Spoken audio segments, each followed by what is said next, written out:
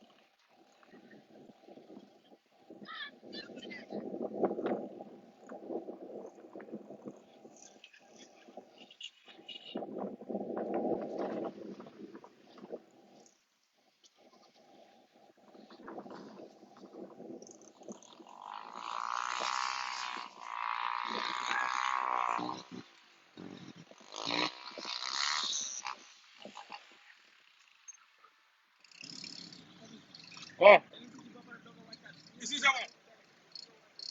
Hein? Ici c'est bon, c'est bon. Xoolal mun na tourner fii nii rek c'est bon. Affaire bi fii la fii rek la.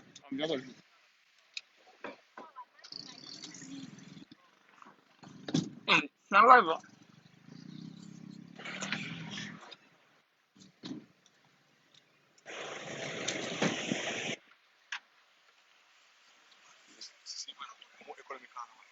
Ah.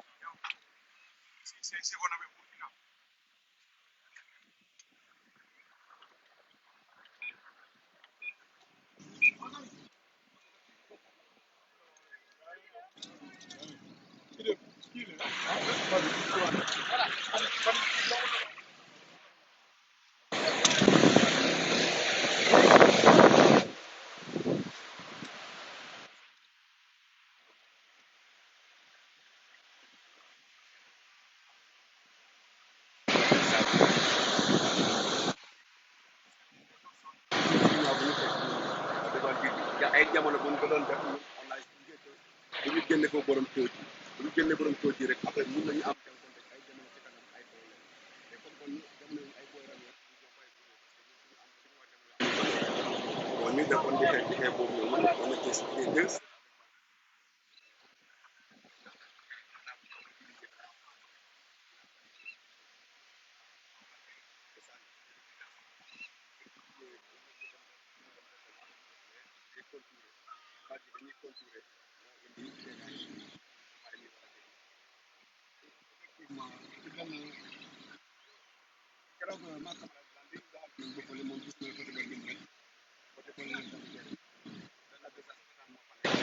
nga xam ne c'est à prendre en compte sinon l'année bu fera dans les phénomènes alors pour this gaawal wax it merci beaucoup alors ñun Kafountine tey boo xoolee c'est un pôle économique de toute la sous-région du ma ne Sénégal kese mais Afrique de l'Ouest yëpp ñoo nekk di bénéficier boo xoolee fii nii y a plus de 1000 bureaux et plus de 5000 ou 6000 7000 ou 10 000 bénéficiaires de l'industrie de la pêche mais cette pêche-là est laissée en rade fii ci biir Kafountine parce que gis ngeen érosion côtière bi déjà mu ngi menacé et fii nii juste à côté am nañu le temple spirituel bu Omar Foutiyou Tall bi ñu woon fii lañ koy fii lañu woon alors dañ koy célébrer chaque année et que activité commerciale bi fii am muy Quai de Pêche bi ak lu muy dugal yëpp ci biir goxu Sénégal ak fépp da ngay gis ne on est complètement oublié par les autorités parce que salubrité bu fi nekk santé bu fa nekk tilim bu fa nekk amul zéro hygiène et érosion baa ngi ñëw Quai de Pêche boobu noonu nga xam ne sous région bi yëpp dañ ciy bénéficier tôt ou tard dafay am problème et que dinañ ko mujj ñàkk donc laata loolu noonu am ñu ne il faut que ñu aviser autorités yi pour vraiment ñu trouver ci solution rapide n'est-ce pas pour mun a jàppale nit ñi comme ça suñu Quai de Pêche boobu noonu nga xam ne mooy dundal Kafountine yëpp mooy dundal Casamance dundal Sénégal dundal sous région bi ñu mun ko vraiment prévenir pour le bénéfice de toute la population. waaw je m'appelle Ousmane Poli, gestionnaire qualité dans l'usine. Donc, je m'appelle Ousmane Poli, gestionnaire qualité dans l'usine des Chinois. Donc, en fait, comme vous voyez, il y a l'érosion côtière qui est là, qui menace tous les équipes. En allant beaucoup plus loin, là où on n'a plus de moyens, on n'a plus d'espace pour amarrer les pirogues. Donc, nous avons à l'intérieur de l'eau, ce qui fait encore après, plus tard, c'est des dégâts. Des dégâts parce que la pirogue a besoin aussi d'être prise au soleil, puis sur un peu avant de remettre de la remettre à l'eau. Ça fait tellement de dégâts ces temps-ci, il y a tellement de voyages qui sont passés par là.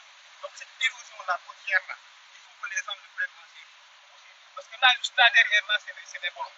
Quand la mer soit connectée au niveau de on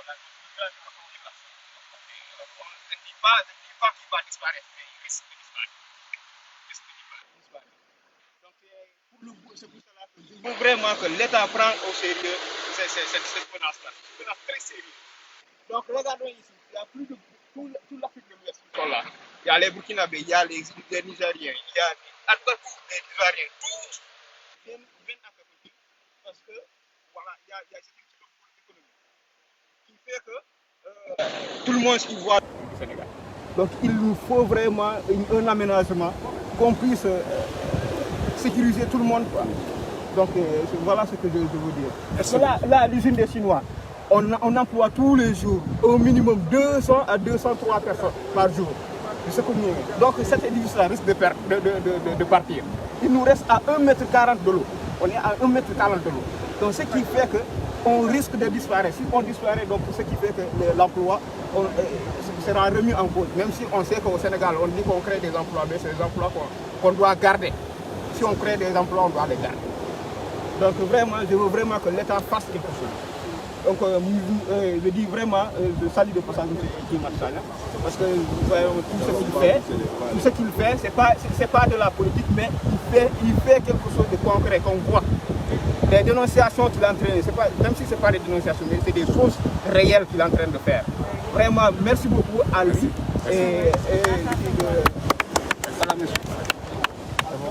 Allez, on y va à la place publique.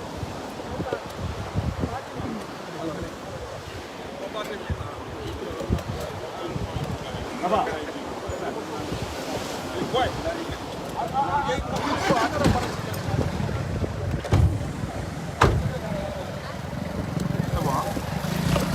Sama lihat sini.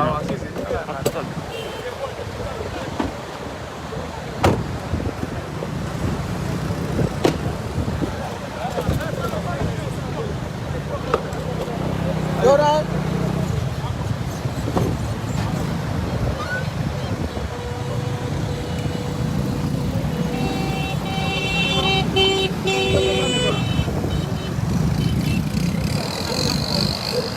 Sankara. On se dirige vers le lieu où la conférence de presse aura lieu.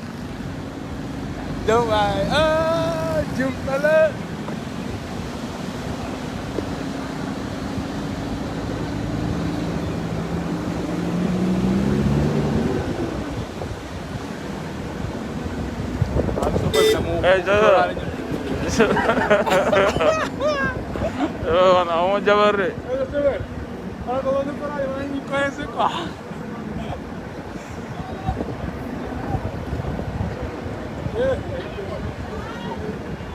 Klakson yang bok.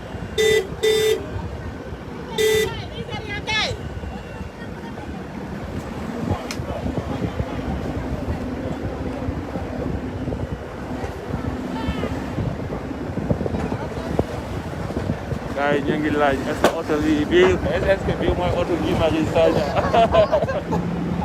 est-ce que bii mooy oto Guy Marius Sagna. Sap poussière. waaw. On est à moins de 15 mètres de la plage, mais c'est pollué comme ça.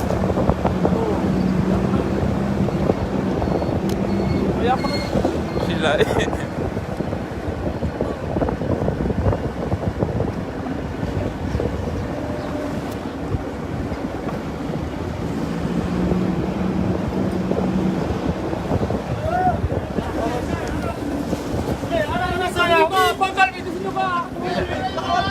ko climbing gi yo no man west ko gi oh ndox bi ay damal xaaral ma génn damal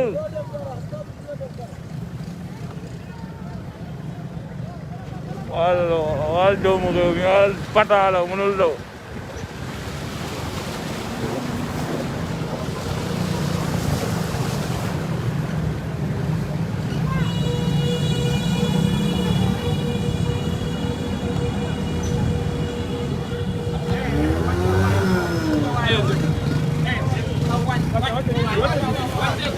ay kaay la ñu dem fële kaay la ñu dem kaay la ñu dem fële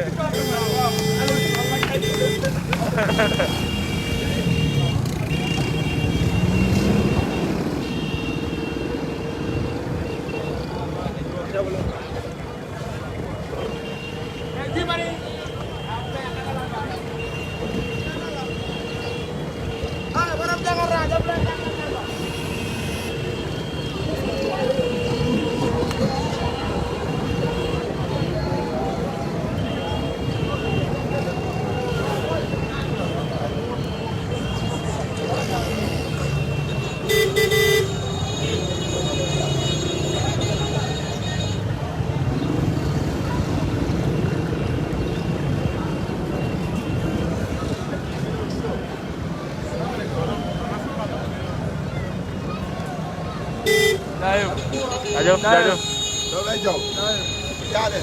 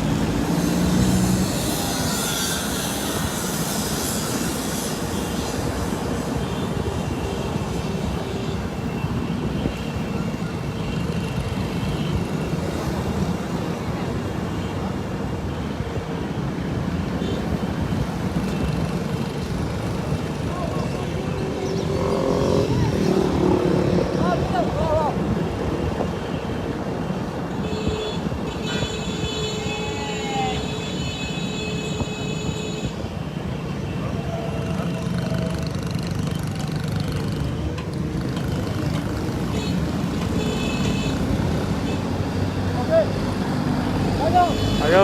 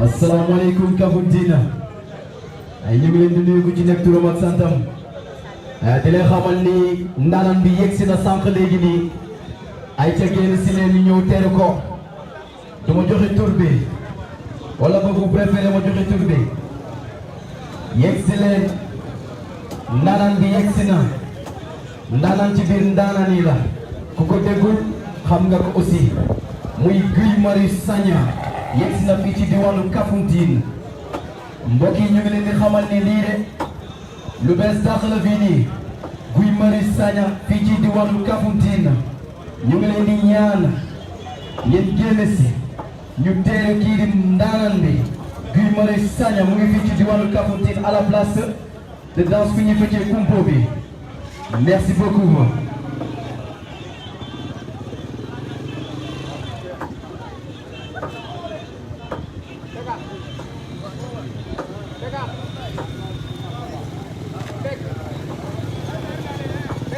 Allez, la conférence de presse ne va pas tarder à commencer.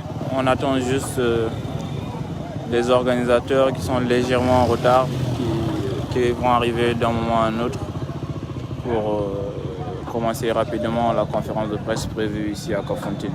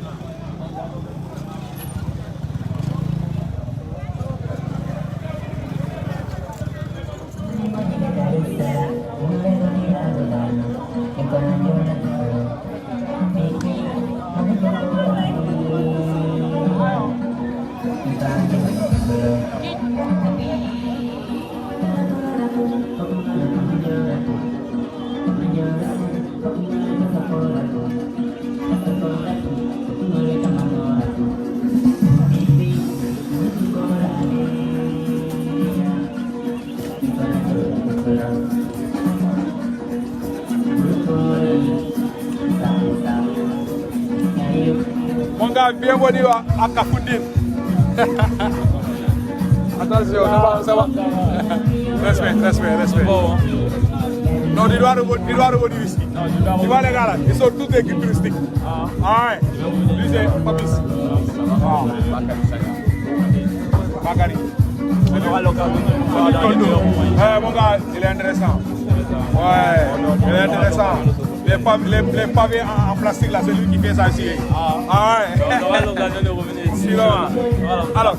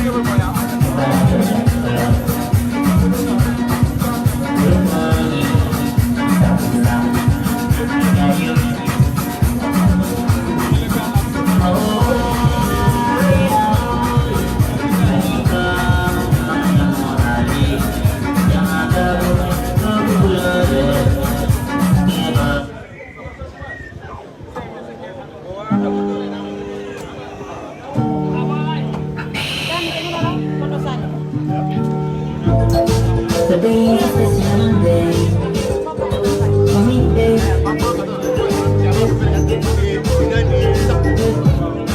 I don't wanna go anywhere, not today, hey.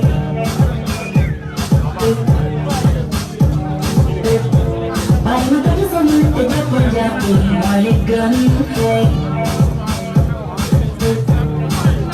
Let me make some noise, some vibes, yeah.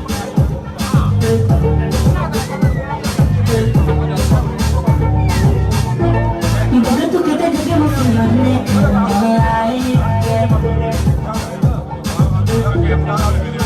music is life, music is life, music is life, music is life, music is life, music is life, music is life, music is life, music is life, music is life. Today is a special day. I'm not so young, wanna be more fresh, no. My baby girl on me by my side, I'm a no silly, I want. Hey, yeah. I wanna go take her to club. I don't think you're gonna play this song, bro. I got my shit from God, we dance so. I'll be doing it from where you them. Tomorrow dance all it, I want. Hey, yeah. Music is life, music is life, oh. Music is life, oh. Music is life, music is life. Music is life, music is life, oh. Music is life, oh. Music is life, music is life. Saya di kawana, musik ni jangan meninggalkan jam. Mani kaya kabalo yiye, music ni wong kulit, mani jauh lagi, kau.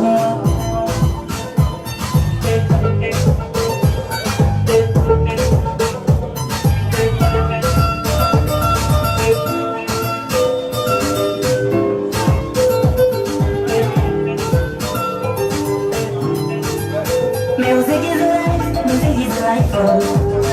Music is life, oh. Music is life, music is life. Music is life, music is life, oh. Music is life, oh. Music is life, music is life, oh. Music is life, oh. No. Music is life, music is life. Baby Joe, baby Joe. Baby, can you understand me, money man? I won't kill understand me, money man. I want you to get me, money man.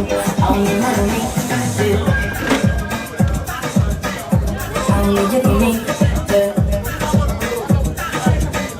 I want me. Kaya for aku juga punya pandai ni, emang jatuh now. Saya rumah datang, baby yo, I want me money.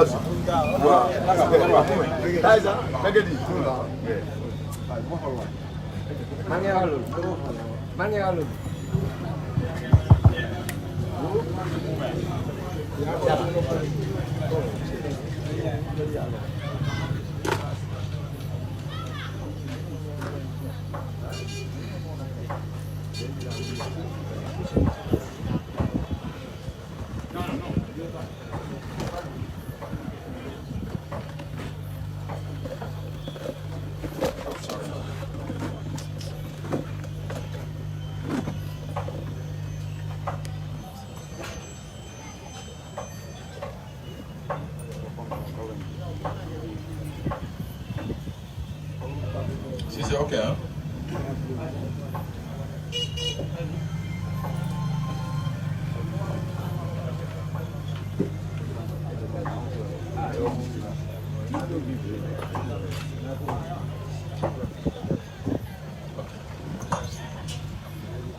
Asalaamaaleykum mbooloo mi maa ngi leen di nuyu ku ci nekk sa tur ak sa sant ma am nag mbégte ñëwaat fii ci Kafountine mais bii yoon pour waxtaan ak yéen ak kii nga xam ne mooy Guy Marius Sagna ak ñi mu àndal xam naa ni dana bett ñu bëri publiquement may jël kàddu di wax parce que xaw ma ñu ma ci wax ci bind nañ ma xamee maa ngi tudd Pape Sané journaliste la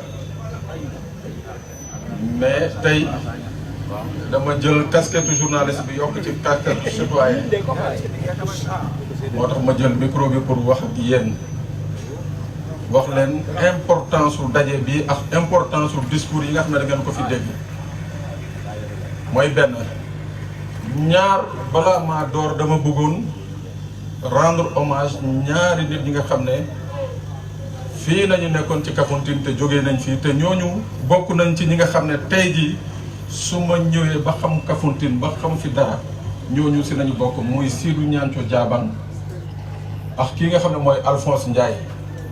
donc may ñaan ku ci nekk ci ñun ñaanal ñaari ay dem yooyu parce que ñooñu ba tey ji yaakaar naa ne waa Kafountine waa Fogni Diabankunda xamuñu importance su nit ñooñu. léegi nag grosso modo rek li ma bëggoon wax man mooy que lu bëri li nga xam ne wax nañ ko fii ba mu egg Ndakaaru ba mu egg bitim réew gannaaw yàlla ci sama loxo bii la jaar man maa ko bind man maa ko feeñal bokk na ci li nga xam ne mooy l'exploitation illégale du zircon de Niafran bokk naa ci ñi nga xam ne ñoo ko bind parce que tamit damay def benn précision pour que nit ñi xam man bokkuma ci journaliste yooyu di bind les trains qui arrivent à l'heure ça ne m'intéresse pas man li may bind mooy luy yee askan bi mu metti wala mu neex dama koy bind te dama koy wax moo tax menace ak yeneen mënul jàll sama bopp parce que gëwuma loolu gëwuma menace donc bu weesoo l'exploitation du zircon de Niafran bi nga xam ne man bokk naa ci ñi ko dénoncé ba tey jii l'État a reculé man mii maa njëkk wax ci les malversations yi nga xam ne moo amoon fii ci Kafountine ci quai de pêche de Kafountine man mii maa ko njëkk wax ba pare nag jot ci ay menaces yu tar semaine bu ci topp ma déplacé wu ñëw parce que bi ma ko bindee dañ ma ne bu ma ñëwee Kafountine ñu rey ma ci semaine bu ci topp ma ñëw fii Kafountine te boobu ak léegi kenn reyeegu ma te boobu ak léegi kenn weddeegu ma Dieu merci j'ai dit y a eu de dignes fils de Kafountine mooy ñaar ñooñu ma tudd ñi nga xam ne qui n'ont pas hésité pour la communauté jël au risque de leur vie ak ñeneen ak ñeneen ñi ngi fii daañu wanele seen bopp dem yóbbu mbir moomu tribunal ba tey jii mu ngi tribunal donc ñooñu doon wax démb ay fen la je crois que tey jii bu doon dëgg ay jullit nañu wala c'est des croyants war nañu taxaw baalu àq parce que la ñu waxoon lépp lu am la mooy benn mais nag comme dañu nekk dëkk ba nga xam ne soo bokkee ci nguur gi pour ñu laal la day metti mais nag justice tamit mu ngi def liggéeyam loolu mu nekkoon précision bi nga xam ne dama ko bëgg apporter.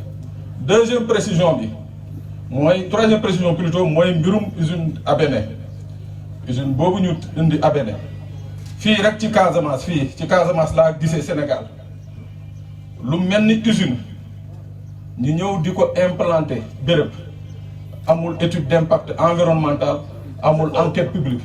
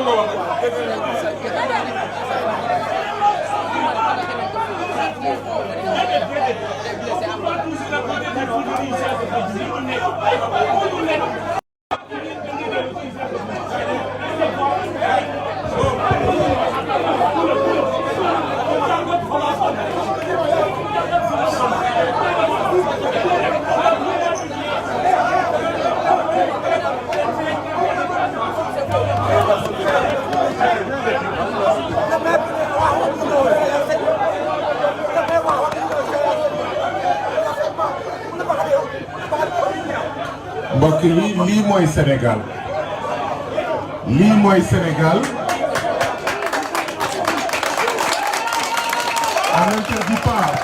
on n'interdit pas aux autres de parler mais la moindre des choses la moindre des politesses c'est bàyyi leen ko mu pare si vous avez des arguments contraires ngeen wax li ngeen di wax mais lii c'est du sabotage et ça ne passera pas lii c'est une tentative d'intimidation et ça ne passera pas lii c'est une tentative de faire peur et ça ne passera pas bu fekkee dañoo bëgg un débat démocratique mun nañ toog mais li ñu def nii ce n'est pas responsable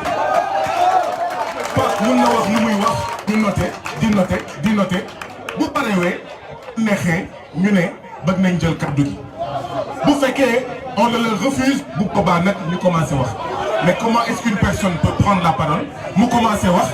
Pareil, ça veut dire qu'ils avaient préparé leur coup, ils avaient préparé leur tentative de sabotage et ça ne passera pas. Et je voudrais en profiter pour féliciter, encourager et soutenir notre concitoyen Pape. Il est courageux, il est courageux, il est courageux. Et c'est ce courage-là qui les déstabilise. C'est ce courage-là qui leur fait peur. La peur a changé de camp. La peur a changé de camp. Vous êtes des nervis. Vous êtes des nervis. Et ça ne passera pas. Ce pays-là sera démocratique. Kafountine sera démocratique. Si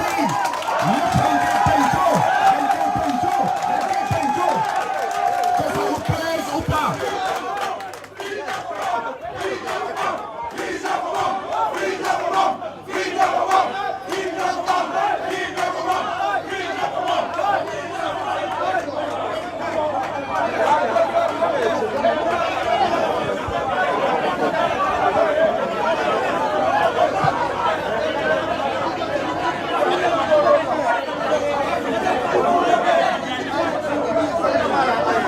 Wow. No, again,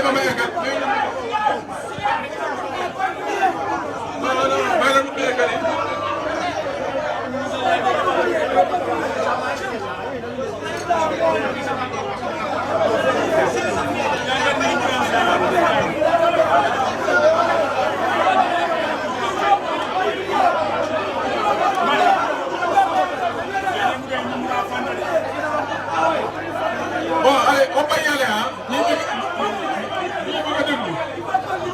Pour précision, damay waxee précision. Préfet Amadou Lamine Guissé, préfet de Bignona, le 17 mars 2017. Préfet Amadou Guissé. Préfet de Bignona, ancien préfet de Bignona, Amadou Lamine Guissé. Le 17 mars 2017 ma wax leen lan la bind ci usine bi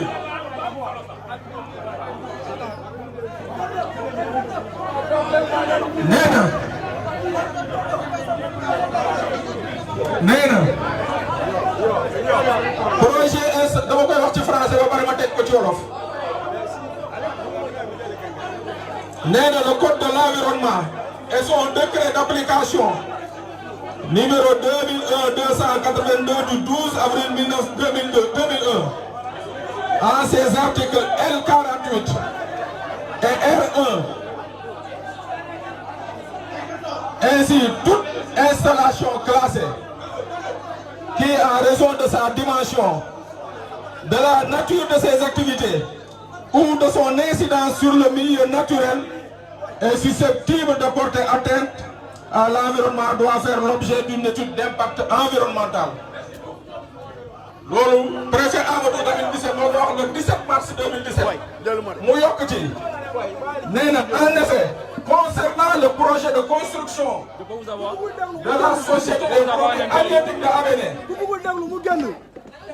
ce projet ne bénéficie pas d'un certificat de conformité environnementale qui est une pièce requise pour tout projet de développement ou toute activité susceptible de porter atteinte à l'environnement.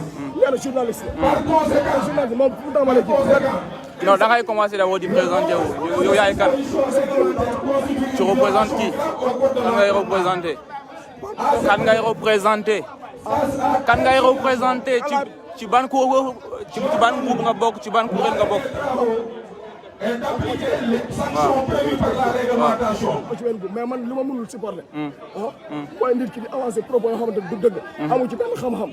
donc rawatina journaliste. ngay avancer ay propos yoo xamante ne mooy gaa boo waxee gaa dañ lay dëgg. daanaka man loolu laa xam ay surcoût yi muy wax nii xool Les partisans du maire sont venus pour gaspiller la conférence de presse prévue de façon démocratique. Ils ne veulent pas que la conférence de presse puisse avoir lieu et voilà le désordre qu'ils sont en train de faire. Ils ont été envoyés par le maire parce que le maire ne veut pas qu'on parle de son cas. Et voilà le désordre qui se passe à Kafountine. Voilà le désordre. Voilà. On est d'accord pour leur donner la parole. Non, ça va amul droit fay match amul droit. Man doo ma menacé. Affaire bu bandi man de nga def ko ak ñoom. Voilà. Ko ne ñi xam ne ñam dara. Te mer bu sa jàmm.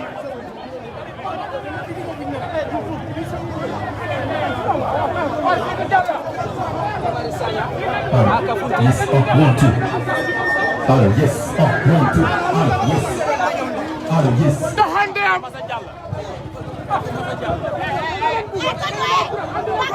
Wow, mbooloo mi.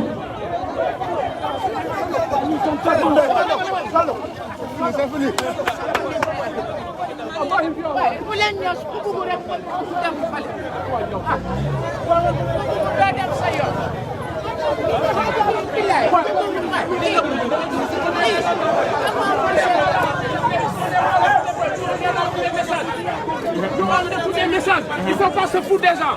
Vous êtes qui? On va pas vous laisser faire ici. Vous voyez? C'est pas normal, ouais. Hein? Yaw Jalen. Voilà.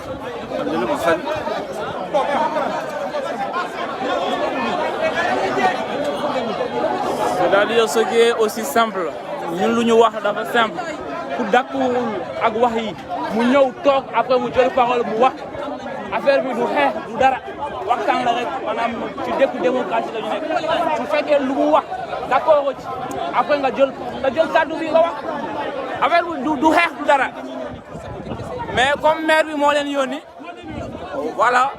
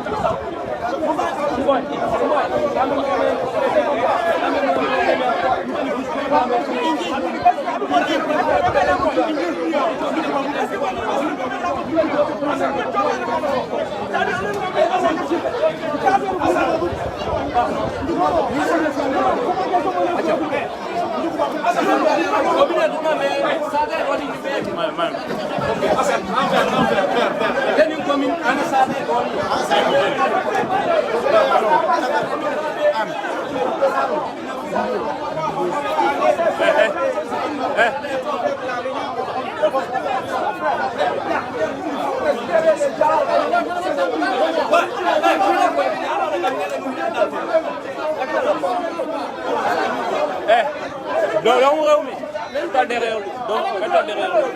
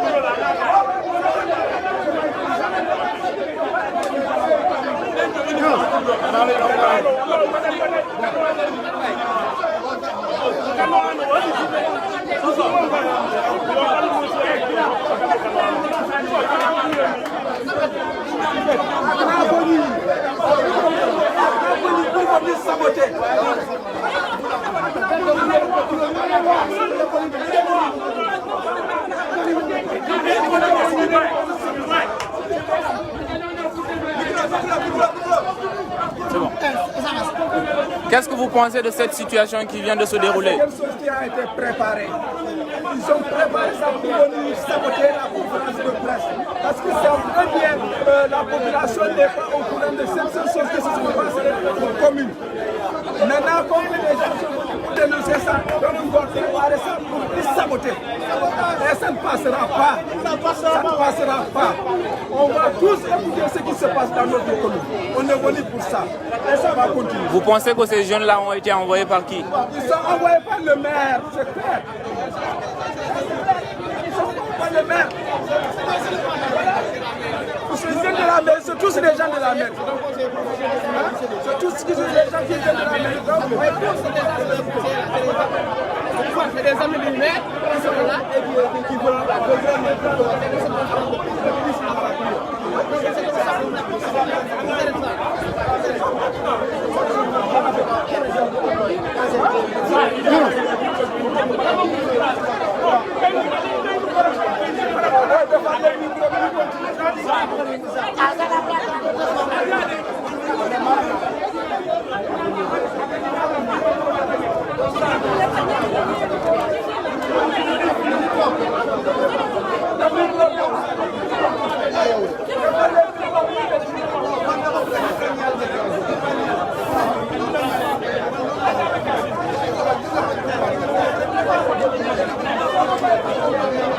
qu'on Tom.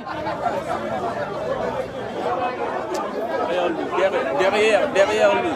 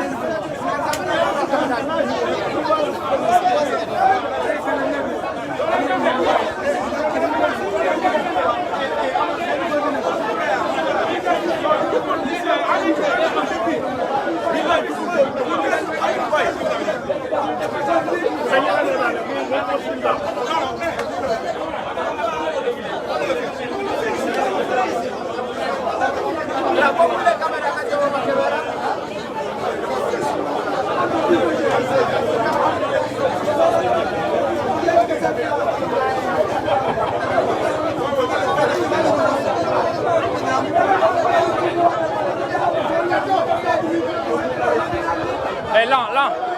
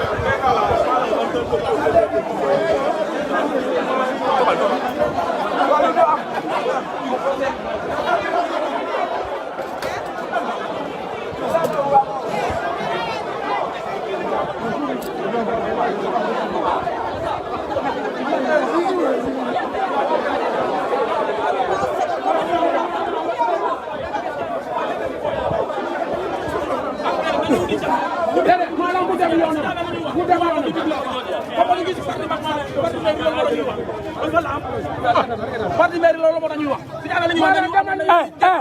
wóolu ñu seen bopp bu doon ñu wóolu seen bopp dañu war a déglu après ñoom tamit am nañu kàddu wax am nañu kàddu wax mais parce que mooy dëgg nekkul ci ñoom yàq ndem mooy suñu jël suñu alal bi jóg yàq ci dara bëgg ñu yóbbu ci wax non mais quand même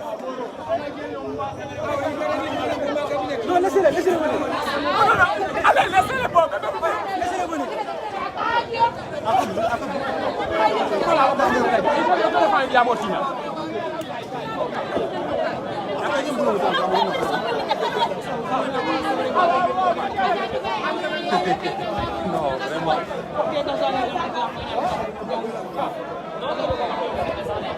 Voilà le pays de Macky Sall, voilà la démocratie à la Macky Sall. Ils ont été envoyés par le maire pour venir foutre le désordre. Je pense qu'on est dans un pays démocratique. Si vous venez dans une conférence, si ce qui se dit ne vous plaît pas, demandez à prendre la parole. Ou si vous ne voulez pas prendre la parole, vous dégagez tout simplement des lieux. On est dans un pays où c'est la force de l'argument et non la force de la violence. Mais voilà un peu ce qu'on remarque. On dit qu'il y a même des conseillers municipaux qui y sont et les autres c'est des partisans du maire.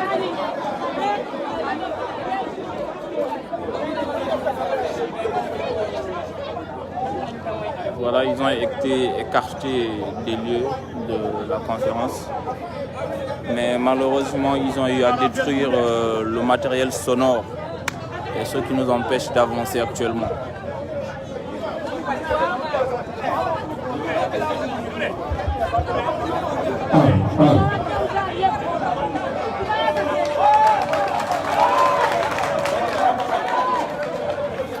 Voilà, ça a repris, ça a été réglé.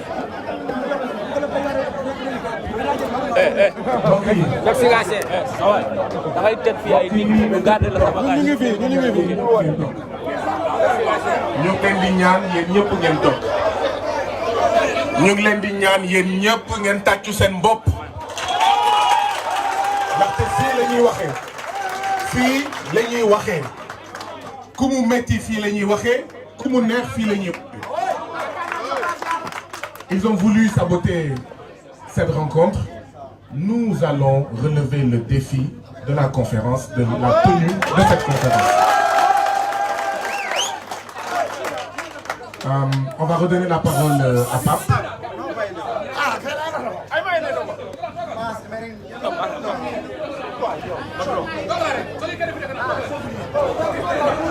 Dañuy wax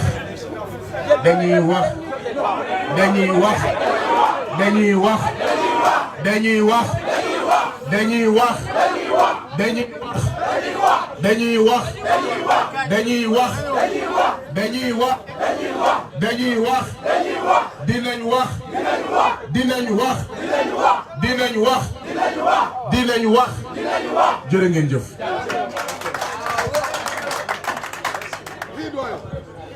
waaw maa ngi jégalu nag sànq dama ne woon ni que amul étude d'impact environnemental ma daal di wax la nga xam ne préfet bi fi nekkoon Amadou Lamine Guissé moo ko bind. mais dama leen wax bu gën a garaaw encore bi nga xam ne ministre Oumar Gueye bi nga xam ne moo nekkoon ministre de la pêche moom moo ko bind. Oumar Gueye ministre de la pêche.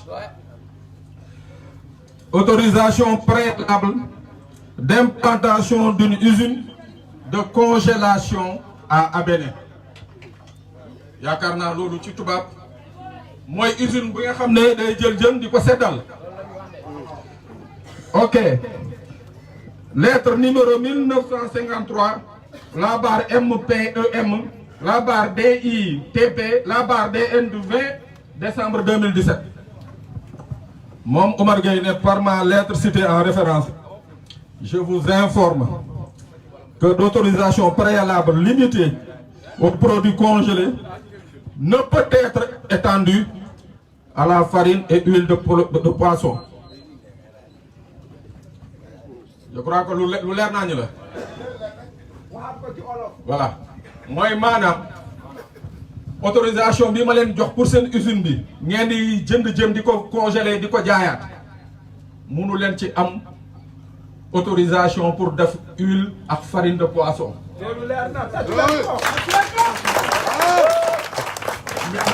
Ministre Oumar Gueye moo ko bind. mais néanmoins les gens sont passés outre parce que y avait une mafia derrière bi nga xam ne xalaatoon na ni que askan bi xamuñu sañuñu moo tax lu leen neex ñu def mais yàlla def tamit mu amoon fii ministre ba nga xam ne mooy ministre de l'environnement de l'époque colonel Dieng nekk léegi général nekk directeur de l'hôpital bañ demee seeti ko wax ko mu ne non loolu mënul nekk fii Sénégal ñi taxaw fi usine bu mel noonu te amul benn étude ma ne ko amul mu joxe ndigal ci saa si ñi def enquête publique ki ñu naan Ibrahima Sagna nekk Ziguinchor moom la ñu yónni woon Abéné pour mu ñëw def si enquête bi enquête bi génnee le nom l'a emporté à 93%. colonel Dieng jël arrêté danañ délocaliser usine bi na fi jógee boobu ak léegi nag usine bi mënu fa jógee parce que am na ñi nga xam ne ci usine bi nañuy dund. usine bi dox ñu ngi ciy dund usine bi bañ fa jógee ñu ngi ciy dund waaye nag ñun dañuy nekk ay sénégalais te dama ne encore une fois moi au-delà d'être journaliste je suis un sénégalais même bu dee nag dégguma joolaa juddoo ma fi mais doomu Casamance laa quand même waaw. dama koy wax te je l'ai dit et je le redis lañu saña li administration saña def Casamance sañu ko beneen région ci Sénégal fii c'est le champ d'expérimentation des mauvaises politiques du Sénégal yéen nag tey ñi nga xam ne ñoo doon seen kilifa yi fi jógee mooy Alphonse Ndiaye ak Sidou Diaba di xeex ba egsi fii yàlla jëlee leen fii vous devez arrêter d'être des observateurs waru leen ko nangu da ngeen war a jóg xeex parce que loolu la leen constitution du Sénégal may léegi ci ñii nga xam ne ñoo doon ne dossier bi àggul fenn convoqué wu ñu monsieur le maire dañuy soob nangam sangam xaaral ma wax leen firnde bu leer nañ bu leer nañ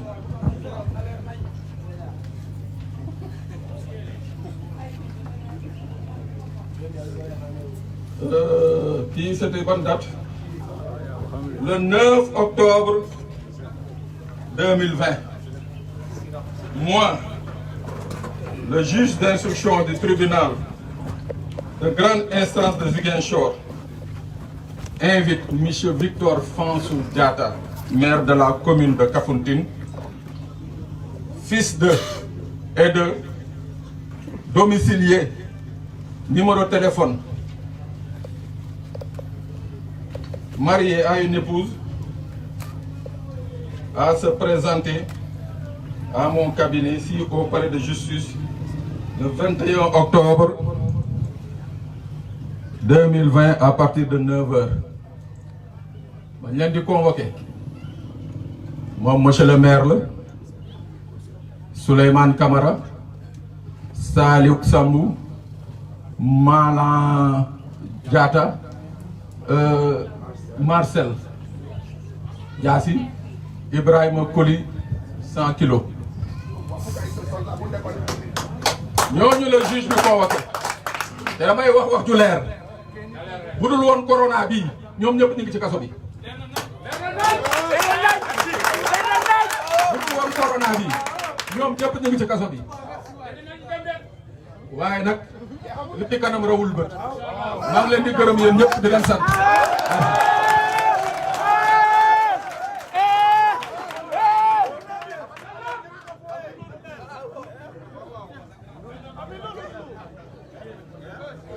Tom, le respect du temps, 5 minutes.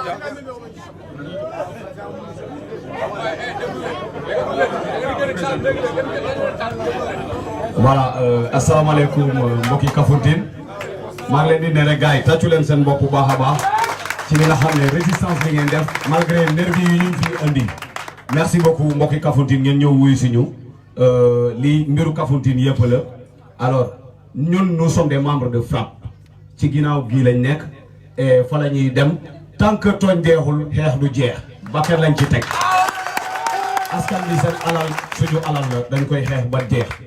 voilà li ma bëgg a wax mooy problème mu érosion bi ñun ñëpp gis nañu ñu géej gi mu ngi avancé bu baax a baax fii ci Kafountine. alors Kafountine doon dëkk bi nga xam ne lu ko yor mooy quai de pêche bii nii moom mooy dundal Kafountine di dundal dëkk yu nekk ci ginnaawam ba sous région bi yëpp. da ngay wax daal maanaam Sénégal Guinée Bissau Conakry ñoom ñëpp ñu ngi dund ci li nga xam ne moom mooy quai de pêche bi même bu fekkee ñun sax Kafountine boo fi dugg si ak milliards yooyu noonu yëpp dara doxu fi mais dinañu ne géej gi bëgguñu vraiment mu nangu li nga xam ne moom mooy quai de pêche bi pour suñuy doom yi ñëw ëllëg nga xam ne ñoom tamit ñu mun ci njëriñu du dégg.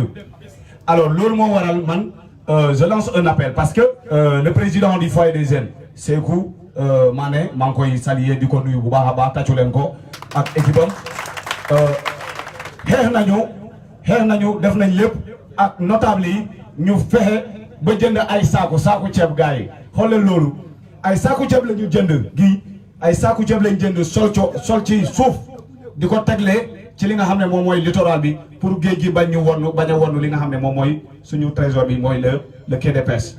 donc ñu ngi lancer un appel.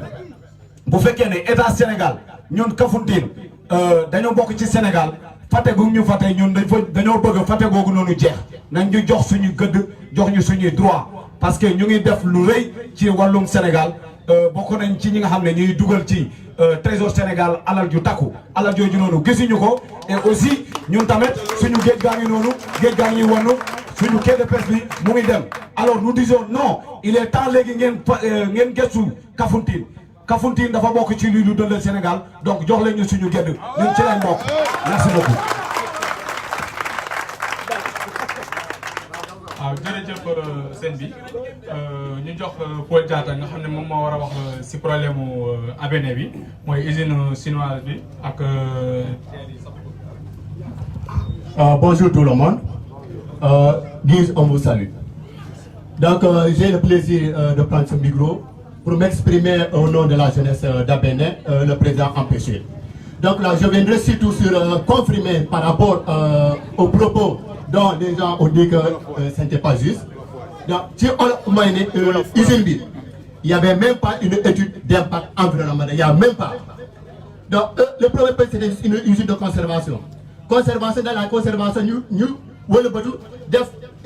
transformation de farine et d'huile de poisson. Donc, ça a été une mensonge, vous m'excusez du terme, ça a été une mensonge. C'est là qu'ils nous ont trompés. Une usine de conservation. Mais tu prends même dans le cadre de l'environnement environnemental. Tu prends dans le code de l'AMP, l'installation d'une usine dans une aire marine protégée, c'est formellement interdit. Donc ça doit être en dehors des 100 mètres de la domaine maritime.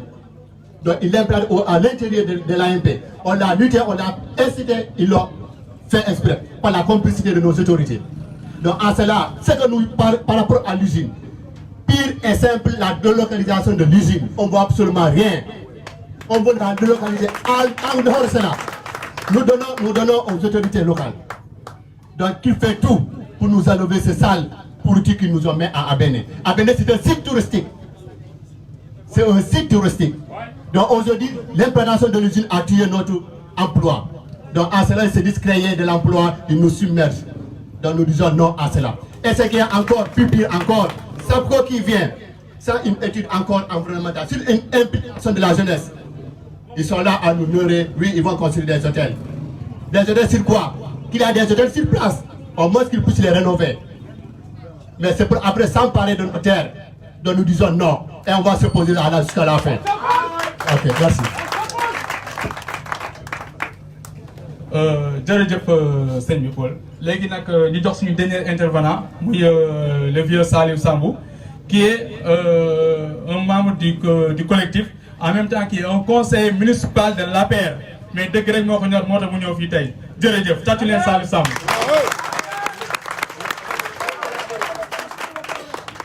alhamdulillahi rabbil alamin alhamdulillahi rabbil alamin alhamdulillahi rabbil alamin. Monsieur Guy Marius Sagna.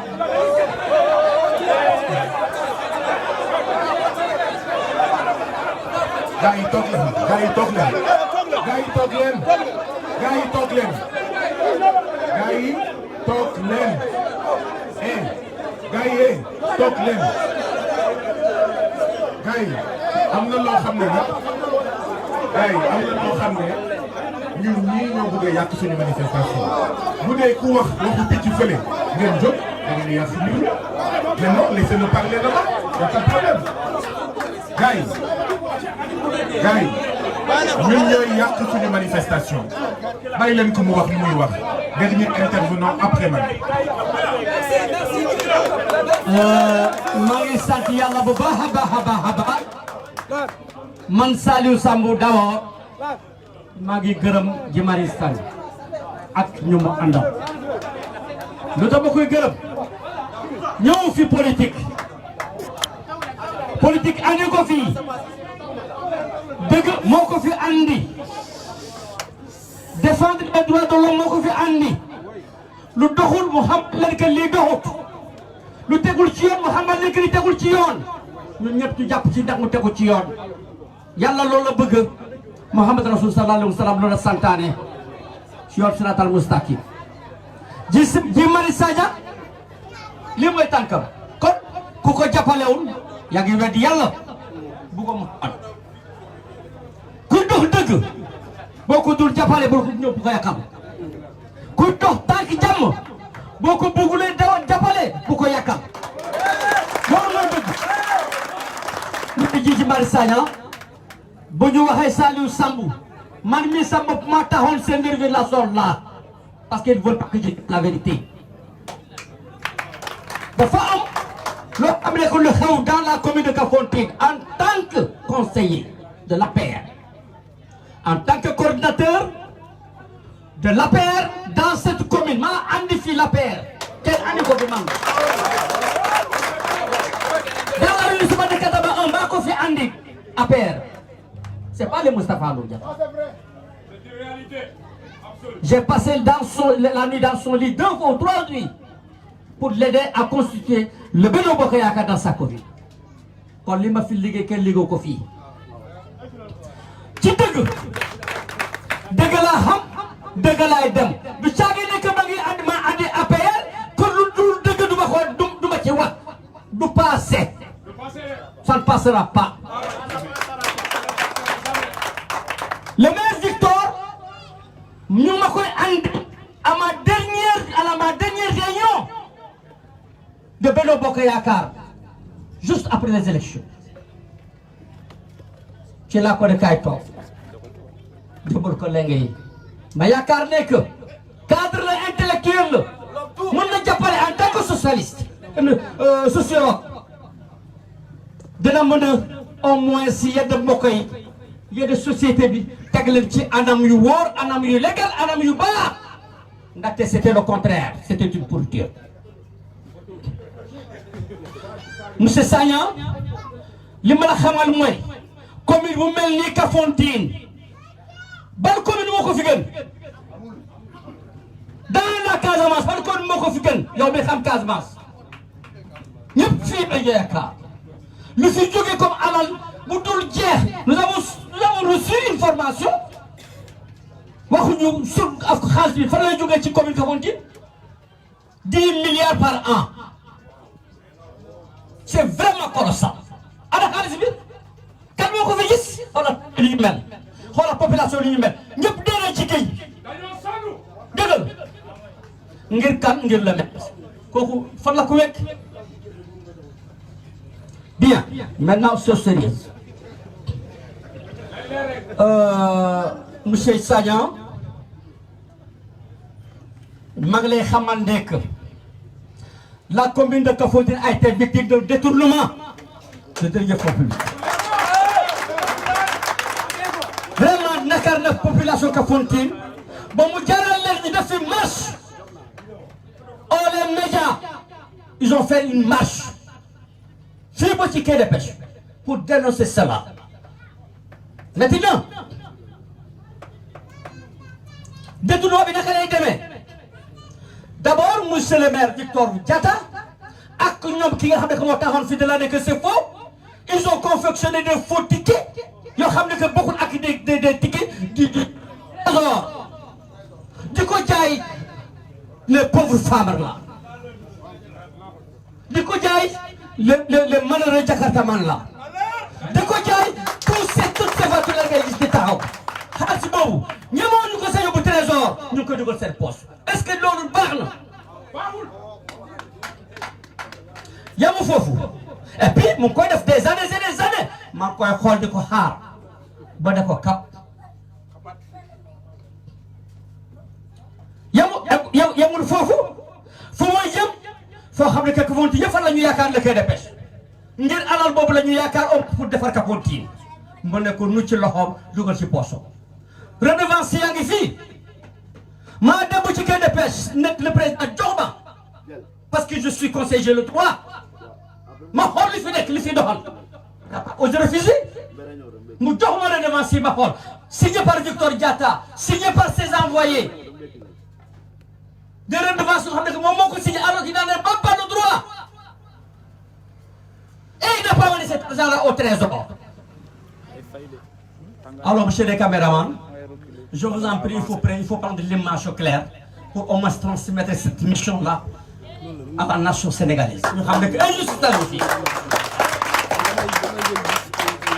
Oui, ces redevances-là, c'était à hauteur de 35%. Le xam ne que li kay bi di liggéey yëpp Kafountine 35% lañ ci am moom loolu moo ñu suñu alal boo xam ne que dañ koy jël dugal dugal ko ci développement Kafountine ngir xale yi gis ci seen bopp xaalis boobu dugg na ci poche monsieur le maire est-ce que doo yëg la mu ne duñu wax dañuy wax alors qu'est-ce que j'ai fait? J'ai attendu à ce qu'il a convoqué une session du conseil municipal. Ma yóbbu tous les documents posés à la table devant tous les conseillers. Mbaa leen sama mbokk conseil est-ce que li fi nekk fi di dox est-ce que xam ngeen ci dara? ñu ne ma lan la ma génne faute quittance yi mooy faux papier yi faux ticket yi muy joxe les pauvres commerçants là avec leur revanche de caisse yoo xam ne que bu ñu ko dugal si poche gars yi xamuñ ci dara man leen laaj leen ma ko ana xaalis bi qu'est-ce qu'il m'a dit gis nga fi defoon loolu dafa defoon au niveau de la mairie ñoom ñëpp dañu ma wër ñun dañu may dóor man la kuy góor dama laaw kenn sañu ko il a fallu que ñu jël ko retiré ko dugal ko ci bureau ba def fii ci kese kan ëppul ma fit alors ce dernier mot c'est quoi? Va là où tu veux, je suis le maire du pouvoir kenn mënu ma ci dara. Ah ça paraît peut-être vrai ma ne ko xam waaw ma daal di yóbbu toutes les preuves avec mon ami Souley Camara koo xam ne que moom moo demoon jàpp toutes les fausses quittances là au niveau du marché andil ko ma ne ko daan dem au trésor. So vous allez voir monsieur Wagué le pays ma ne ko monsieur Wagué ces documents yaa leen autorisé wala mu ne musuma ko xam mais lii comme maay porté combat je vais le porter plainte Victor daa ko tëj lii la ba wax mu jox ma sa carte de visite pour ma koy ko ah waxoon na ma loo xam ne que def na ko mu ne ma dinaa fa ñëw ci ay jours yu ñëw di nemmeeku marché bi ndax dëgg la il est venu avec son équipe il a trouvé plein de fautes ak loo xam ne que lu gën a doy waar devant tous les commerçants devant le président du commerçant mu ne leen képp ku leen di jox ticket yi bu leen ko nangu mu jox seen xaalis parce que c'est faux devant moi mais il a continué à le faire parce que c'est le maire du pouvoir mais ça ne passera pas nous ne sommes pas arrêtés là. Nous sommes allés directement déposer une plainte au niveau du tribunal de Ziguinchor. Parce que Kafountine moo ma ñor. On a été convoqués, comme M. Pape vient de le dire. D'abord, la première convocation, c'était le CV de Bignona, Badji, qui nous a dit Loulou, qui nous a convoqués, mais avec Souley.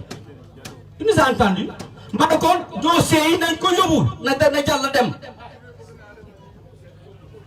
Beaucoup de filles, ils ont mis sa bopp lay porter plainte. Dossier bi na jàll ci la jàll.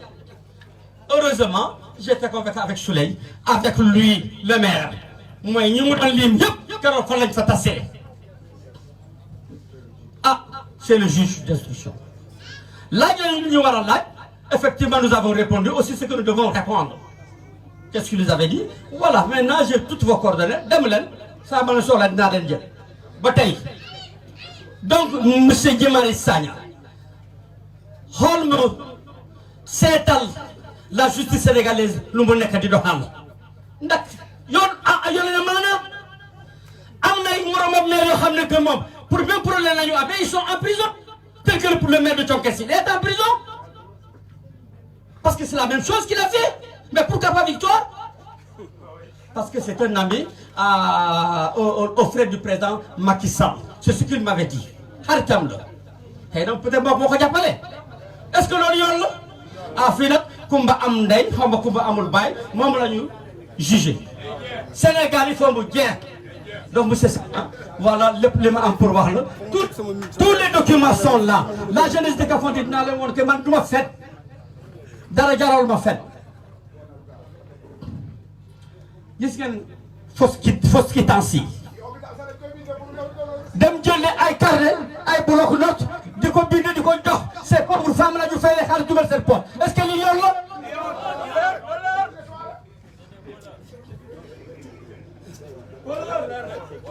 Voilà les vrais tickets yi nga xam ne que moom c'est des tickets du trésor ci lii la ñu war a liggéey lii mooy dëgg la ñu ko jël dugal ko seen poche jël faux tickets yi di ko joxe nit ñi jël xaalis bi dugal seen poche est-ce que loolu dëgg la. Le devant quai de pêche a ngi nii signé par Fassou Victor Diatta bii moo ci gën a tuuti combien ñaata la sax 19 millions et quelques moo ci gën a tuuti moom moo ko signé kayit bi sax agul million la bii laa ko doon laaj ak yeneen ñu war ma pour dóor ma monsieur Wagué lettre am baa ngi nii di trésor dafa naan que li ma wax yëpp dëgg la mu ne ma Sambou ma ne ko waaw mu ne ma Victor dinaa ko bind lii pour wane ko lépp lu mu def ab sàcc la na fay xaalis bi lépp bu mu mot mu convoqué une session extraordinaire des conseillers pour ngeen établir mu ngi nii jot na ko avec ampliation du sous-préfet kon ngeen xam ne que dëgg la ñu wax Kafountine moo ñu ñëw on est mort hein monsieur Sagna vraiment content ci bu ngeen ma joxee parole parce que lii dëggte la dafa def xam ne que lu ñu yàgg di xaar li population Kafountine yàgg di xaar xale yi sonn nañu xale ñu ngi dee ci géej parce que lépp lu fi amoon pour au moins créer des emplois gisuñu ko il faut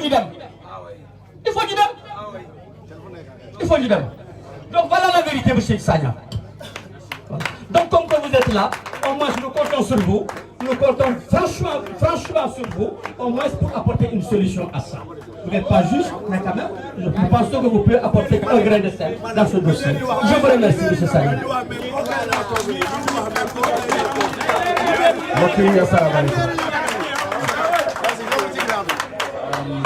ñu ngi may dee léegi ne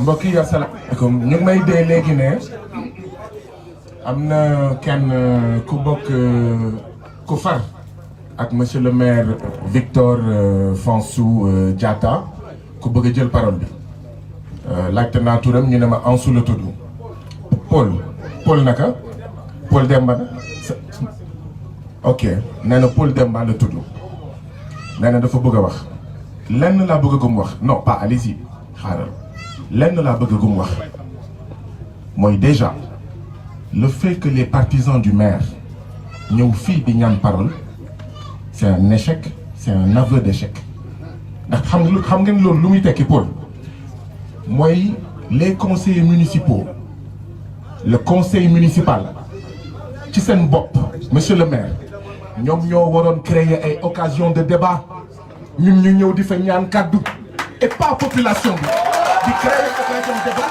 yéen ngeen di ñëw par yoon ñeneen ñëw di ñu fi saaga di ñu fi menacé bëgg a ñaan kàddu ci ñun suñu manifestation bu ñu organisé ndax yéen da ngeen bañ a organiser débat c'est ça que ça signifie débat bu amoon lii du fi am si l'équipe municipale avec à sa tête monsieur le maire avait un esprit démocratique kon lii du fi am tey kon man du ma fi ñëw tey kon Pape du fi ñëw tey kon mbir mi réglé wu na yàgg na léegi nag wax ji mooy depuis kañ 2014 moo nekkoon dernière élection locale yi ci lañ ko fal depuis 2014 est-ce que monsieur le maire a une seule fois organisé un débat démocratique pour discuter des problèmes de Kafountine léegi wax ji mooy depuis 2014 ça fait combien d'années 7 ans musu leen organiser un débat démocratique te wóor na ma ne góor ak jigéen mag ak ndaw ci dans la commune sàkku nañ ko ngeen bañ léegi est-ce que justice mooy tey ñu jox leen kàddu gi je vous pose la question est-ce que ci yoon vous avez censuré la population de Kafountine vous leur avez interdit de débattre avec vous ngeen tere leen mbir mi ñu koy pencoo parce que affaire bi waruñu ko pàccoo pendant 7 ans ngeen bañ lank ni président Macky Sall ne defuma ko nit ñi ne leen nañu pencoo Victor ne defuma ko léegi est-ce que honnêtement en toute sincérité war ngeen ñëw taxaw fii di ñaan kat ñaar laay wax Paul benn bi mooy li may proposer mooy l'organisation d'un débat démocratique. L'organisation d'un jury d'honneur, d'un jury citoyen, boo xam ne tous les camps dañuy ñëw toog dama ne yéen laa koy wax ak ñoom Pape da nga wax ji de dans les pays démocratiques ñu am tradition démocratique bu coow amee ci lu toll nii le poumon économique d'une commune le cœur économique d'une commune mu am coow yu mel nii dans un pays démocratique dans une commune démocratique war nañ mën a organiser un jury citoyen monsieur le maire ak i ay conseillers ak i experts am mu toog les autres camps toog ñu indi des gens neutres qui sont spécialistes dans les domaines ay économistes et cetera environnementalistes et cetera ñu toog mu am d'accord des termes de référence ñu ne ba sangam lañ koy organiser wala période sangam ça va prendre nangam jour nii lay demee ñu valider démocratiquement ñu def ko man loolu laa mën a proposer et proposer wu ma ko pour proposer ko je le mets dans la corbeille et j'espère que ça va être pris en compte et si c'est pris en compte man personnellement je reviendrai ndaxte Kafountine moo ñu ko jaral Kafountine moo ñu ñor ça c'est la première proposition moo tax may dellu di rafetlu li nga xam ne moo am nii parce que ça veut dire que Kafountine est en train de respirer la démocratie de Kafountine mu ngi respirer ça veut dire que il y a un débat fu mu nekk nii imposé par la population ba nga xam ne les partisans du maire sont obligés de venir pas d'organiser un débat mais de venir au débat organisé par la population gàcce ngalaama tàccu leen seen bopp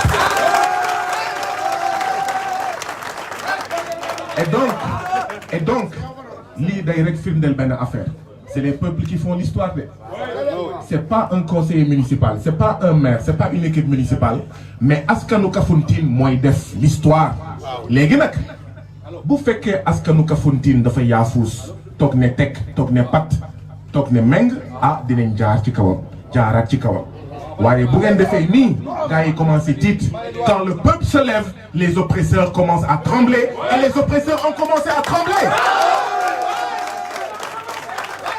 les oppresseurs ont commencé à trembler moo tax ñu ñëw fii nit ki boo buggee mu noppi rek saagawul nga bëgg mu noppi ça veut dire que bëggoo ñu dégg li muy wax donc félicitations à vous nii la war a continuer amul dellu ginnaaw am mbaa dellu ginnaaw donc kenn du dellu ginnaaw aujourd'hui on est ici il faut que ñu am un programme boo xam ne il y a des débats mais un programme boo xam ne les forces vives de Kafountine le Kafountine digne parce que nag il y a le Kafountine indigne moi je suis de Niassia de la commune de Niassia c'est la même chose aussi il y a le Niassia digne et le Niassia indigne il y a le Sénégal digne et le Sénégal indigne sàcckat yi luubalkat yi ñoom ñooy indigne ceux qui se battent mu jaral leen lu nekk quel que soit le camp auquel ils appartiennent loolu c'est le Kafountine digne c'est pourquoi je voudrais féliciter rafetlu ñu sargal ñu jëmmal ñu tàccu suñu papa suñu mag Saliou Sambou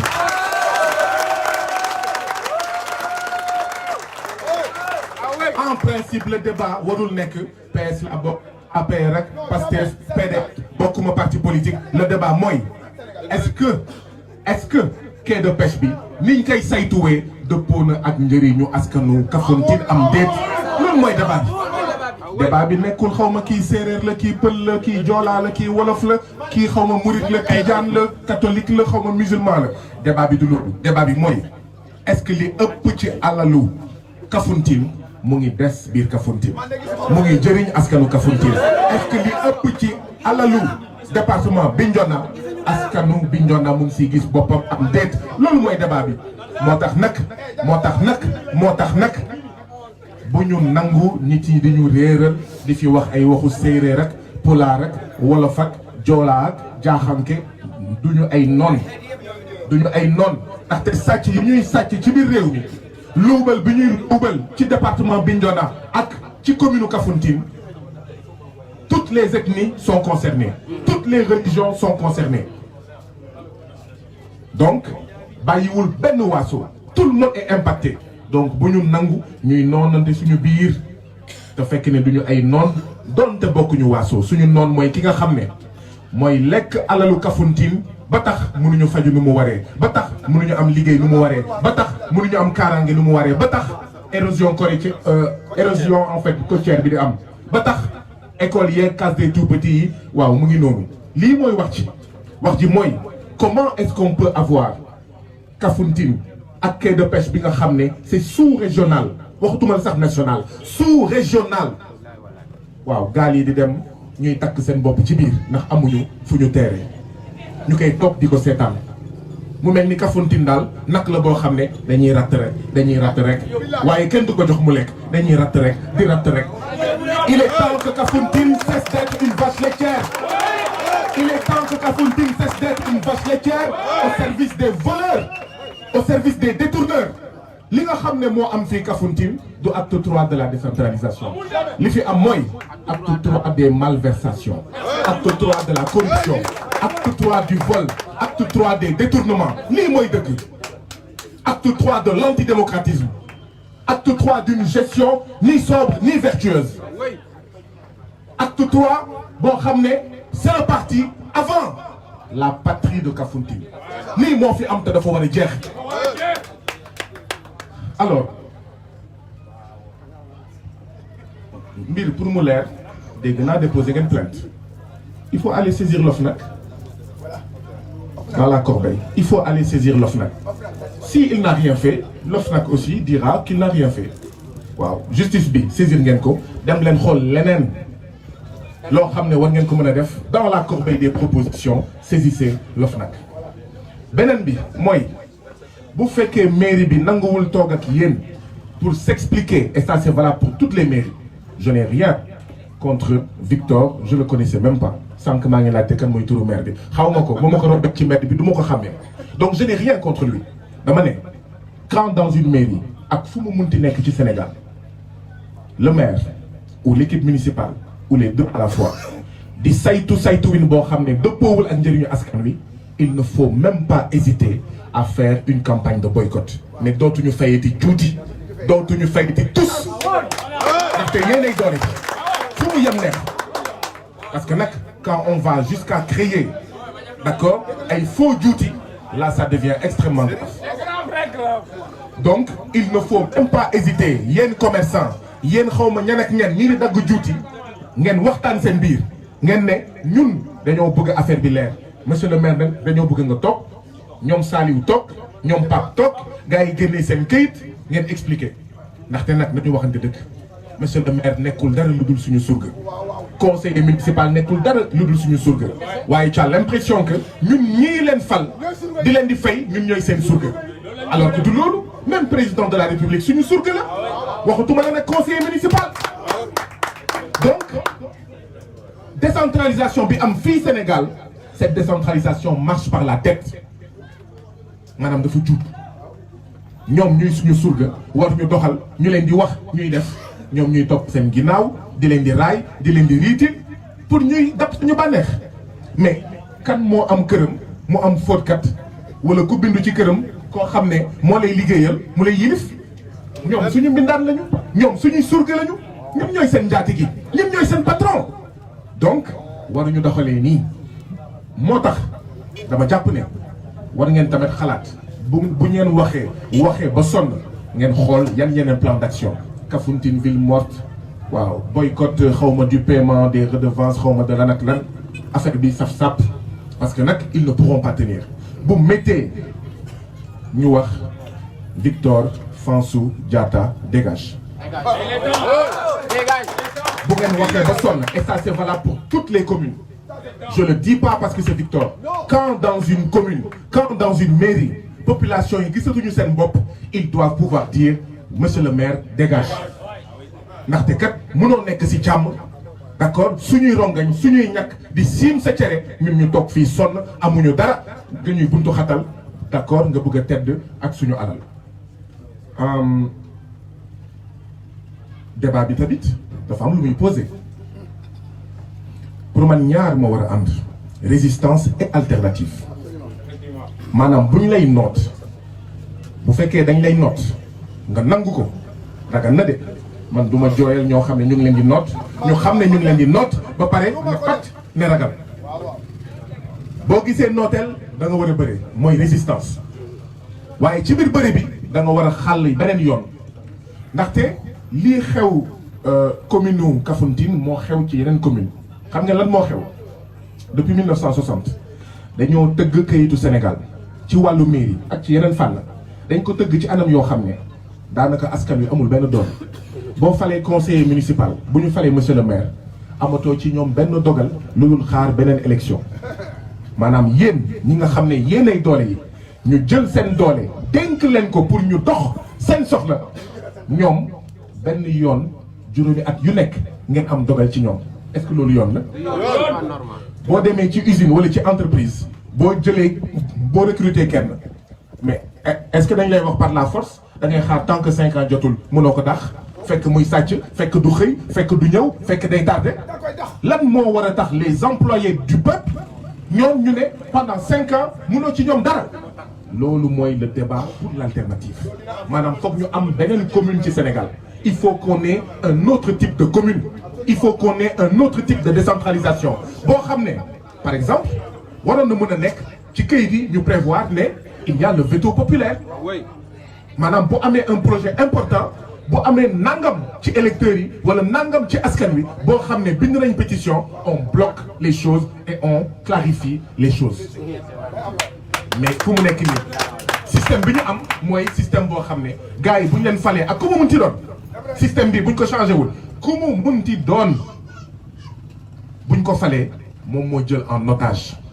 la mairie mënu leen ci moom tous lu dul toog di yuuxu moom mu ngi continuer di critiquer moom mu ngi continuer donc loolu foog ñu changer ko et ça ne concerne pas seulement Kafountine moo tax je suis heureux de gis am naa mbégte loolu gis ku mel ni Saliou Sambou qui a un esprit ouvert c'est ça le débat man ñun bañuñu waa APR bañuñu président Macky Sall peut-être que papa bu baax la maanaam baay bu baax la doom bu baax la jëkkër ju baax la ñun loolu suñu yoon newu ci li tax ñuy wax ci président Macky Sall rek c'est que dañoo jël suñu doole dénk ko pour mu ñuy doxal suñu soxla ci juróomi at mais buñ ci gisulee suñu bopp c'est pas que dañ ko bañ mais am nañ sañ-sañ wax ko ne mais lii d'accorduñ ci ndaxte ku ci nekk fii sa kër ku lay liggéey loo sa kër di la fóotal di la raxasal ndab mais boo kontaanul da nga koy wax mais lan moo tax réew boo xam ne mu ngi yaa ngi dénk at bu nekk sa surga 4000 milliards amoo sañ-sañ ne ko mais du dëgg du yoon at bu nekk sur 100 candidats au baccalauréat 60 yi di échoué mais ñu xoolaat njàng bi lan moo tax waruñu ko wax ne sage-femme yi doyuñu infirmiers yi doyuñu médecins yi doyuñu nous sommes dans le département de Bignona hôpital régional bi gis ngeen nu mu mel ak fii mais ñun am nañ sañ-sañ wax suñu ay surga à la tête desquels le président Macky Sall ne ko d'accord ñu waxatuma la nag monsieur le maire bi nekk fii donc il faut que ñu changer système bi ba nga xam ne population yi soit par le système du veto populaire soit par le système du référendum d'initiative populaire etc.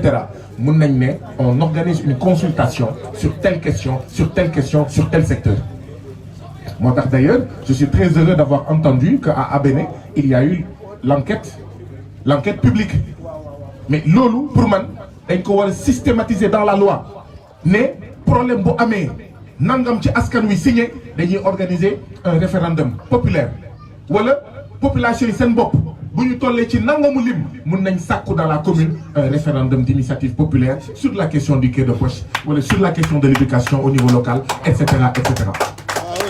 Donc il faut que quand même la classe politique de ce pays-là mu poser les vrais débats affaire bi du xiiroo du ŋaayoo du teesante loolu rek lañ fi aaj mais il faut qu'on pose les vrais débats lan moo tax suñu communes yi mais yéen jaaxalu leen depuis des années ñu ngi naan dialogue politique dialogue national ci réew moo xam ne il y a plus de 500 et quelques communes ça veut dire que chaque commune est un espace de débat ñuy dem ba le président de la République est obligé d'organiser un dialogue national ça veut dire qu'il n'y a pas un dialogue dans les communes et la preuve par Kafountine la preuve par toutes les communes nga am assemblée nationale nga am HCCT nga am conseil économique social et environnemental 500 et quelques communes 45 conseils départementaux te amul débat amul dialogue Ça veut dire qu'en réalité, ces institutions-là ne sont pas des institutions de dialogue. Ce sont des institutions, c'est pour caser une clientèle politique, c'est pour entretenir une clientèle politique. Que nous, il y a des entretenir, que nous devons avoir des Ce sont des arnaqueurs. Il faut que nous auditions la mairie. Il faut auditer la mairie. C'est-à-dire que même si on a un problème, l'audit, c'est tout à fait naturel. Madame, parce que tu as dit que tu as une boutique ou une place. Mais si tu as un compte, tu as un compte. Donc, audit, si tu fais audit, ce n'est pas que tu as un sac. Mais quand tu as une mairie, il y a un askan. Donc, quand tu as une mairie, il faut que tu aies un audit. Donc, en plus des propositions, il y a OFNACAC, etc. Une demande pour qu'on audite la mairie. Il faut que nous allions vers une démocratie beaucoup plus populaire.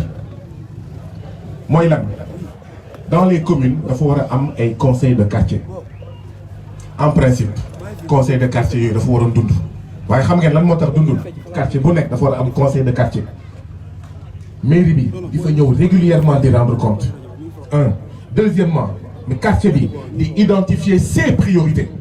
Ba pare wax ko mairie bi amul lu muy def lu dul dox ko après nak mën na def ay arbitrage parce que peut-être il y a 10 quartiers bu nek ak bëgg-bëggam mais 100 francs la am mais ñu def arbitrage démocratiquement et après ñu suivre li mairie bi di def en rapport avec les priorités définies par les quartiers. Mais qui définit la priorité ici? C'est pas les quartiers, c'est pas les populations, c'est la mairie.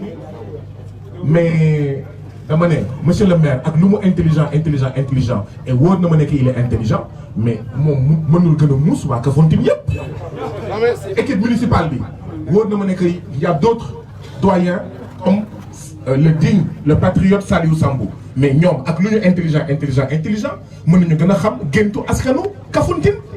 Donc il faut donner la parole à Askanou Kafountine et il faut réfléchir à des mécanismes tels que CDQI, madame les conseils de quartier monodor. Mais vous savez ce que c'est? Parce que beaucoup de nous l'aident, beaucoup de nous contrôler. Il faut que vous le système bo xamné mairie bi bu bëggul doxal les CDQ yeen ngeen doxalal sen bop sen CDQ ngeen identifier les différents quartiers les différents villages mu am fa ay assemblée ay conseils de développement des quartiers ou des villages bo xamné da ngeen di def jonction parce que nak li kenn mën ñaar ko dakh bu fekkee taxaw ngeen def ngeen benn say le maire l'équipe municipale dootuñu amati beneen choix lu dul déglu leen comme yéen amu leen jàmm du fait de la gestion municipale du fait de la gestion du maire monsieur le maire waratul am jàmm lii nii waratu fee gëcc régulièrement il faut Kafountine di rire de nous voulons que justice et lumière soient faites par rapport au quai de pêche. Nous voulons que l'État bi jóg ci érosion côtière bi.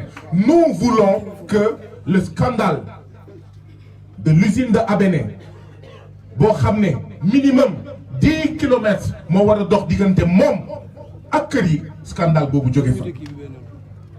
Nous voulons que le scandale que constitue l'implantation d'une usine sans étude d'impact environnemental scandale boobu jeex fi. Et vous avez notre soutien. Vous avez notre soutien. Nous sommes venus avec la vision citoyenne, avec Wafrap, pour nous déglouler, pour nous nuyuler, pour nous nemekouler. D'accord qu'il y ait deux Sénégal. Un Sénégal entièrement à part et un Sénégal à part entière. Et effectivement, la Casamance ne peut pas être un Sénégal entièrement à part. Casamance Sénégal le bok, dafa wara am cërëm. Kédougou Sénégal le bok, dafa wara am cërëm ba mot sëkk. Goudiri Sénégal le bok, dafa wara am cërëm ba mot sëkk. Ranérou Ferlo Sénégal le bok, dafa wara am cërëm ba mot sëkk. Waaye mënuñu am kumba am ndey ak kumba amul ndey. Ça ne peut plus continuer, ça ne peut plus durer, dafa doy. Et donc lii mooy suñu tànk wan leen ne déet ni ñuy demee ci yeneen localité te askan wee tax di leen di jàppale ci seeni revendication ñuy xeex ñuy ñëw di bokk ak ñoom ci xeex bi jàpp leen ne yéen waa Kafountine bés ni ki tey ñun ci yéen la ñu bokk ñu ngi ci xeex bi Un autre Kafountine est possible, un autre Kafountine est nécessaire. Et ce Kafountine-là sera bâti par vous, dignes fils et dignes filles de Kafountine. Et nous vous accompagnerons. Et nous vous accompagnerons. Nous vous accompagnerons dans cette lutte. waxoon nañ ma bu ma waxoon nañ ma bu ma yàgg. Je crois que maa ngi commencé yàgg. ñun dañoo am juste benn contrainte. moo tax programme bi ni mu demee sax daf ñu xaw a jaaxal parce que dañoo dem ba Abéné dugg ci biir ci usine bi après ñu dem ba ci quai de pêche bi dem ci suuf si bon fii gis ngeen affaire bi ni mu yàggee. am na beneen programme bi nga xam ne nit yi ñun ñuy xaar. bëggoon nañ toog fii añ ak yéen bëggoon nañ toog fii yendu ak yéen mais foog ñu ñaan leen ngeen yeewi ñu dem waaye li wër te wóor effectivement lii ñu gis nii ak junni gaal yi ñu gis ci géej gi lii du quai de pêche lii ce n'est pas digne du statut de Kafountine ce n'est pas digne du statut de Kafountine 10 milliards at bu nekk c'est honteux. fii kenn gisu fi 10 milliards fii kenn gisu fi 1 milliard fii kenn gisu fi 1 demi-milliard et cela c'est inacceptable loolu mënatul continuer et vous avez raison de résister vous avez raison de résister suñu mag suñu baay Saliou Samb mu ñu ko doon fàttali mbokk yi bañ nooteel jaamu yàlla bañ nooteel jaamu yàlla donc bu leen tiit bu leen ragal li ngeen di def ni jaamu yàlla la métti na nag waaye jaamu yàlla la ndaxte nag bañ nooteel ba Kafountine jàkk ba Kafountine baax ba Kafountine mucc ayib moo gën suñu ay doom dem dee ci géej gi ci désert du Sahara ci mer Méditerranée et donc suñu baay suñu mag Saliou Samb waxoon na ko dama koy dooleel bañ nooteel jaamu yàlla waaye itam wax na ko ci diine yoon jihaad bi nga xam ne moo gën a am solo du jël jaas yi du jël fetal yi mooy njiit bu dëng nga wax ko dëgg te ci loolu ngeen nekk njiit bu dëng ngeen wax ko dëgg te ci loolu ngeen nekk léegi nag amul kenn koo xam ne moo leen di sauver déedéet kenn mënu leen sauver yéen askanu Bignona yéen askanu Kafountine yéen a mën a sauver seen bopp te li ma gis fii yéen a ngi ci yoon bi li ma gis fii sori ngeen ci yoon bi léegi nag waaw suñu classe gi war nañ ñëw dooleel leen te incha allah niñ ko defee tey bu amaatee leneen lu am solo comme une marche comme jury citoyen wala jury d'honneur bi ma waxoon d'accord ñun dinañ ñëw pour jéem a rehausser d'accord cette marche wala ce jury citoyen wala cette autre activité par notre présence donc mun ngeen compter ci waa vision citoyenne mun ngeen compter ci waa FRAPP pour notre soutien sans faille et en réalité on ne vous soutient pas on se soutient nous-mêmes parce que Kafountine bu baaxulee ñun dinañ ko yëg les autres localités du Sénégal dinañ ko yëg Thiès bu baaxulee les autres localités dinañ ko yëg mais Tamba bu baaxulee les gens vont aller à Mbour vont aller à Ziguinchor donc on a intérêt à ce que Sénégal mu am équilibre ndaxte bu ngeen gisee ni ñu saytuwee Sénégal mais Sénégal hydrocéphalie moo ko dal maanaam réew mi dafa làpp am bopp bu rëy bu tudd Dakar ndaxte feneen fépp kenn xoolu ko kenn toppatoowu ko kenn saytuwu ko du mu waree xool leen Sénégal yaram bu loof yaram bu feebar bopp bu rëy mooy Dakar mooy Sénégal loolu est-ce que mën na jag est-ce que loolu mën na yàgg est-ce que loolu c'est durable loolu moo am Sénégal ñun dañoo toppandoo tubaab yi français yi ba toppandoo bu fekkoon sax dañ doon toppandoo ñoom lu baax ci lu nekk ñu wax amoon na benn français ay at ci ginnaaw mais loolu yàgg na mu xool France mu ne France daal mu ngi mel ni Paris et le désert français Paris et le désert français pour wane ne jamono yooyu Paris daal moo amoon doole moo baaxoon moo yanjoon France yëpp li ci des baaxul on a l'impression que Sénégal c'est Dakar et le désert sénégalais Dakar et le désert sénégalais waaw Dakar daal moo tane li ci des dara moo tax xoolal kenn bëggul toog Kafountine kenn bëggul toog xawma Koubana kenn bëggul toog Kolda kenn bëggul toog Goudiri kenn bëggul toog Bakel kenn bëggul toog xawma Salémata Tamba Ranérou Ferlo ak ñoom seen waa Fouta nee nañ Fouta tampi waaye ñun itam nee nañ Kafountine tampi Kafountine tampi Kafountine tampi Kafountine tampi donc mbir mi daal dafa doy lii mënatul nekk. Vous avez notre total soutien. Vous avez notre soutien sans faille et sans condition. Nous avons fait des propositions.